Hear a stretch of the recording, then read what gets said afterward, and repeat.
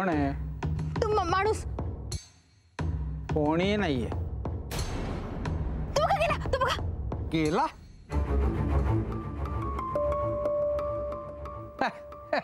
कोणी नाहीये. काय कोणाविषयी बोलतेस तू? हो तो नाही का बॅग घेऊन आला होता. अगं तुला भास होत असे, एवढी मोठी रक्कम त्या माणसाच्या हातून आली ना, म्हणून तुला घराच्या अवतीभोवती तो दिसत असेल. असेल. चला लवकर निघूया आपण. कधी एकदा दागिने परत घेऊन येते ना असं झालंय मला. हो हो हो निघालोच होत ना आपण. कशाला एवढं टेन्शन घेतेस? अहो कळत कसं नाहीये तुम्हाला? दागिन्यांचं भिंग इंद्रनीलसमोर फुटता फुटता राहिलंय. त्याच्यासमोर काही घडायला नको होतं मला. हे बघ तू समजतेस ना, तशी कुठलीही शंका इंद्रनीलला येणार नाही. पण थोडी तरी शंका येईलच ना, तेही नकोय मला. अगं तुझ्यावर डोळे मिटून विश्वास ठेवणारा मुलगा आहे तुझा. तू कशाला एवढी काळजी करतेस? असं कसं म्हणता हो तुम्ही? त्याचा माझ्यावर विश्वास आहे, कारण मधल्या काळात तो इथे नव्हता, अमेरिकेत होता. त्याच्यासमोर हे काहीही घडलेलं नाहीये.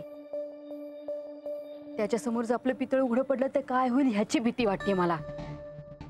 जपून राहायला हवंय आपल्याला. आणि इंद्रनील हुशार आहे, निरंजन सारखा मुख दुर्बळ नाहीये, जाब विचारू शकतो तो मला. हो अगं आपण दागिने बदलून आणले ना की सांग त्याला, म्हणजे मग त्याच्या मनात काहीही शंका राहणार नाही. ललिता किती दरदरून घाम फुटलाय तुला. तू चल गाडीत बस. नवीन गाडीत नवीन एसी लावला ना की थंड होशील तू. मला तेवढं गंमत करू नका हो. गंमत नाही ग. बघ जरा चेहरा कसा झालाय तुझा. बघ जरा रिलॅक्स हो. आपण चाललो ना ज्वेलर कडे. मला माहितीये सारखं सारखं तेच सांगू नका.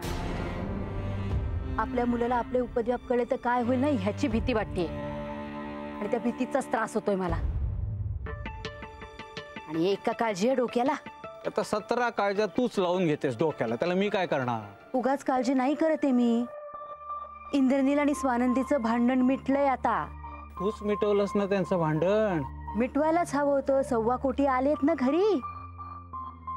पण ही मुलगी माझ्या इंद्रनीलला घेरून टाकेल अशी भीती वाटते मला. उगीच टेन्शन घेऊन काय होणार आहे मला सांग?